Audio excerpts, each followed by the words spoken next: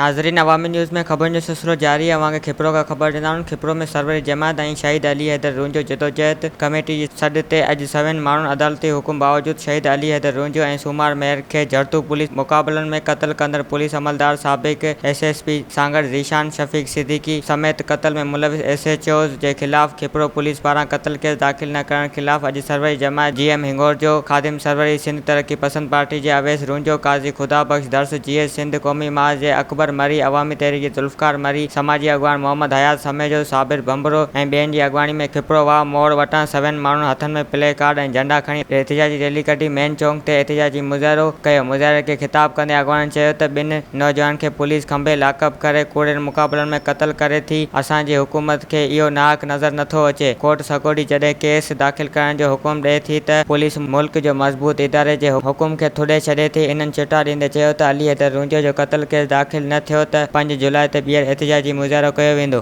साईं हिन जे पोयां तमामु वॾियूं माफ़ियाऊं जेके आहिनि जेके इहे नथियूं चाहिनि त को कंहिं मज़लूम खे इंसाफ़ मिले, छाकाणि त काफ़ी वक़्त खां वठी करे हिते पीपल्स पार्टी जी जेको हुकूमत आहे सिंध में ऐं असांजी सिंध जो वॾेरो उन हमेशह गिरदी वारो कमु कयो आहे, उन हमेशह वेकाऊ वारो कमु कयो आहे। तंहिंजे करे हिते जा हर वॾेरा शाही ऐं वॾेरा शाही जा जेके वाठा आहिनि उहे नथा चाहिनि त पुलिस जे ख़िलाफ़ु जेको को केस दाख़िल थिए, छाकाणि त हुननि खे अवाम खां वधीक हुननि जे लाइ पुलिस जेको हुननि जे फ़ाइदे में आहे। ऐं चवां थो त हुननि जी इहा ज़िमेवारी थी थिए त ही पहिरीं त सभ खां पहिरीं हुननि खे खपंदो हुयो त हू जुडिशल इंक्वायरी कराईंदा त जीअं सभु अछाकारा पधरा थी पवनि हा ऐं उन खां पोइ जेके ग़लति माण्हू आहे उन्हनि खे जेको डंडो ॾियारीनि हा ऐं जेके माण्हू हक़ ऐं सच ते हुआ उन्हनि जी मदद कनि हा।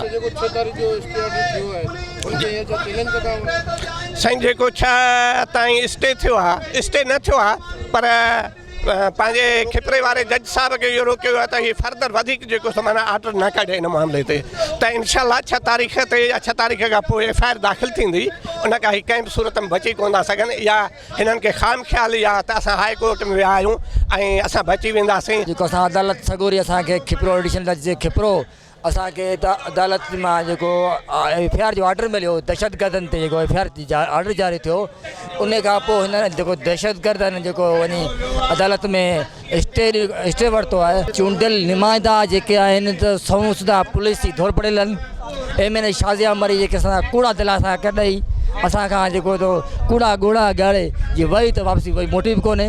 असां शाज़िया मरी खे इन असांजी जेको शहीदनि जे खून जो हिसाब शाज़िया मरी खे ॾियणो पवंदो। शहीद अली हैदर रूंजे जे क़त्ल जे इंसाफ़ जे लाइ एहतिजाज करे रहिया आहियूं ऐं कोर्ट सगोरी जी हुकुम बावजूदि हिते जी पुलिस न आयल, पुलिस FIR कोन कटी ऐं जेको कोर्ट जे मथां क़त्ल बि कयाई ऐं कोर्ट जे मथां ऑर्डर खे थुॾे ऐं FIR कोन कटी ऐं पंहिंजी दादागिरी अञा बि हलाए पई। असांजी जेको एहतिजाज सरवर जमात जे प्लेटफॉर्म तां, सरवर तंज़ीम प्लेटफॉर्म तां इंसाफ़ ताईं जारी रहंदो। असांजो अॼोको एहतिजाज पहिरीं ॻाल्हि त जेका पुलिस गर्दी नौजवाननि खे मारियो आहे उनजे ख़िलाफ़ु ऐं ॿियो पुलिस अदालतुनि जो जेको तक़दुस पामाल कयो आहे 10 ॾींहंनि ताईं हफ़्ते ताईं पुलिस कोर्ट ऑर्डर कढंदी वई ऐं पुलिस उनजी नाफ़रमानी कंदी वई।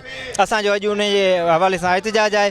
इनशाला असीं जेको स्टे जी तारीख़ आहे ॿुधणी 6 तारीख़ एसि ताईं असीं एहतिजाज कंदा रहंदासीं। इनशाला असांखे पाकिस्तान ऐं कोर्टुनि मां उमेदु आहे त ज़रूरु इंसाफ़ थींदो। ऐं हिन में कुझु सियासी हथ इन्वॉल्व आहिनि, माना इनडायरेक्टली तौर ते उहे पुलिस खे बचाइण जे लाइ मुख़्तलिफ़ तरीक़नि जा हरबा इस्तेमालु करे पई। असां हिते खिपरो थाणे ते SHO SSP खे DIG नवाब शाह खे उनखे दरख़्वास्तूं फॉरवर्ड कयूं, कोर्ट जेके ऑर्डर कढिया उहे फॉरवर्ड कया पर उन्हनि आख़िर ताईं असांजी FIR कोन कटी सिधी सही उन्हनि खे पुलिस ऑफिसरनि खे बचाइण जे लाइ। जो उन्हनि ॿिन्ही MPA या MNA तरफ़ां को बि सहकार कोन थियो आहे। MNA हिकिड़ो दफ़ो तॾहिं त लड़ी आई आहे इंसाफ़ जी जेका उमेदु ॾियारी पर अञा ताईं कुझु बि कोन थियो आहे।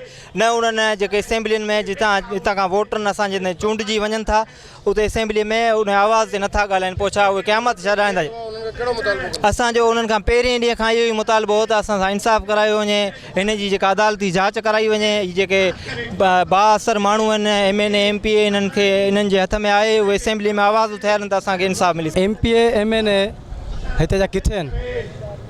MNA अचे थी फातिहा कराए हली वञे थी, इंसाफ़ जो यकीन ॾियारे थी, उहो इंसाफ़ किथे आहे? 1.5 महीने खां मुसलसल माण्हू पैदल आहिनि, एहतिजाज कनि पिया, किथे आहे इंसाफ़? जेके पुलिस ऑफिसर उन्हनि जी मर्ज़ी सां तैनात थियनि था, उन्हनि जी मर्ज़ी सां हितां रेफर थियनि था, उहे पुलिस हिननि खां ॾाढी थी सघे थी। ही हिननि जी कमदार बणिजी वई आहे। पुलिस सिंध में सिंध हुकूमत जी वंगारी आहे, पुलिस उन्हनि जी कमदार आहे। जीअं सिंध हुकूमत चाहे ईअं पुलिस करे सघे थी। वधीक ख़बरनि ऐं तफ़सील जे लाइ विज़िट कयो असांजी वेबसाइट awaminews.hd.com ऐं ॾिसंदा रहो अवामी न्यूज़ HD।